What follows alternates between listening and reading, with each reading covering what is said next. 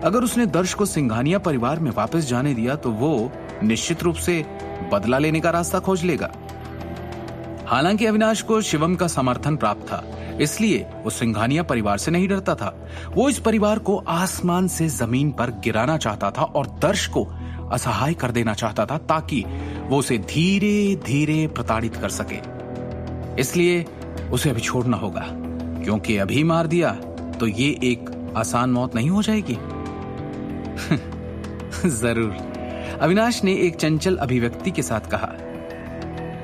तुम्हारी वाइफ यहीं रहेगी, तुम अपने कर्जे चुकाने के लिए पैसे लेकर आओ, अब यहां से निकल जाओ। सुना, यहां से निकल जाओ। ठीक है, ठीक है मैनेजर साहब, मैं यहां से निकल जाऊंगा। दर्श ने सिर हिलाया। दिल ही दिल में वो बहुत खुश था। दर्श क्या कर रहे हो तुम सच में मुझे यहां छोड़कर जाना चाहते हो? डर नहीं लगता तुम्हें? वो अविश्वास से दर्श की तरफ देखती रही और उसकी आंखों से आंसू बहते रहे। आज पहली बार उसे ये एहसास हुआ था कि उसने एक गलत आदमी से शादी की है। ये कहने के बाद दर्श मुस्कुराया और मुड़कर मूनलाइट एंटरटेनमेंट सेंटर से बाहर निकल गया। ये दृश्य देखकर वहां मौजूद सभी लोगों के मुंह खुले रह गए। वो सब पागलों की तरह वीडियो शूट कर रहे थे। आज रात वास्तव में एक बड़ा शो था। दिल्ली शहर के सिंघानिया परिवार ने एक प्रतिभा पैदा की थी। तान्या को महसूस हुआ कि उसके शरीर में जान ही नहीं है। वो लड़खड़ाकर जमीन पर गिर पड़ी। उसके बाल बिखरे हुए थे और आंखों से लगातार आंसू बह रहे थे। उसकी स्थिति दयनीय थी। बेचारी बनने का नाटक बंद करो तान्या नारंग, तुम इसी लायक हो। तुमने दर्श से शादी क्यों की थी? क्योंकि तुमने वो आदमी नहीं, उसका सरनेम देख लिया था।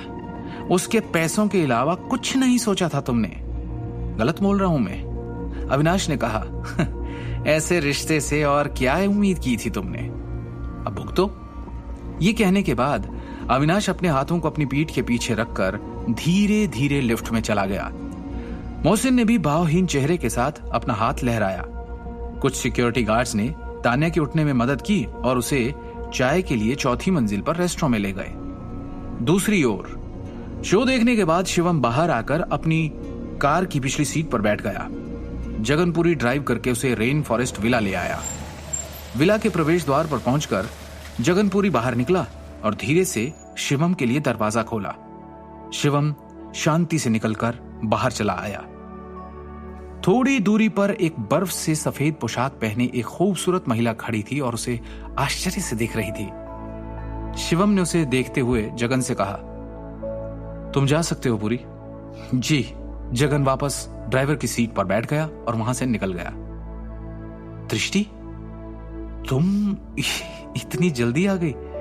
शिवम ने मुस्कुराते हुए कहा। शिवम ने पहले ही उसे फोन कर दिया था और उसे रेन फॉरेस्ट विला में मिलने के लिए कहा था। उसे उम्मीद नहीं थी कि दृष्टि इतनी जल्दी आएगी। शिवम, अब क्या वो तुम्हारा दोस्त था? दृष्टि ने पूछा। और तुमने मुझे रेन फॉरेस्ट विला में आने के लिए क्यों कहा? उसे नहीं पता था कि शिवम ने अचानक उसे क्यों फोन किया और यहां मिलने के लिए क्यों बुलाया। उसने अनुमान लगाया कि शिवम ने किसी बड़े क्लाइंट को काम पर रखा होगा और दृष्टि से बिजनेस के सिलसिले में बात करने के लिए उसे बुलाया होगा, क्योंकि वो अब कंपनी की वाइस चेयरमैन है। हाँ, वो मेरा दोस्त था। शिवम ने थोड़ा सिर हिलाया। चलो अंदर चलते हैं।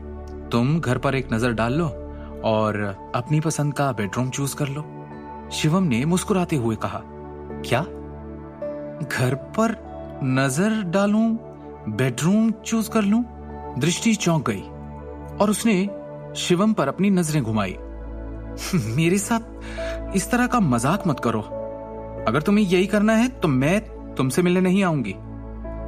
शिवम मुस्कुराया और दृष्टि की ओर चल दिया। उसने महसूस किया कि वो अब भी उससे नाराज है और उसकी ईर्ष्या अभी भी खत्म नहीं हुई है। जैसे ही शिवम दृष्टि के करीब पहुंचा, हे, तुम तो नारंग ज्वेलरी ग्रुप की वाइस चेयरपर्सन हो, है ना? इसी वक्त एक नीली गाड़ी वहां पर आकर रुकी। उसमें से एक लड़की बाहर आई। उसके बगल में सूट पहने एक आदमी भी था। दृष्टि और शिवम ने हैरानी से उन्हें देखा। कौन है ये लोग? क्या ये लड़की इनकी दोस्त है या फिर वो इन दोनों के बीच गलतफहमियों को बढ़ाने आई थी? आगे की कहानी जानने के लिए देखिए अगला एपिसोड सिर्फ पॉकेट एफएम के यूट्यूब चैनल पर और शिवम द हिडन वॉरियर के सारे एपिसोड्स को सुनने के लिए डिस्क्रिप्शन में दी लिंक से डाउनलोड करें पॉकेट एफएम ऐप।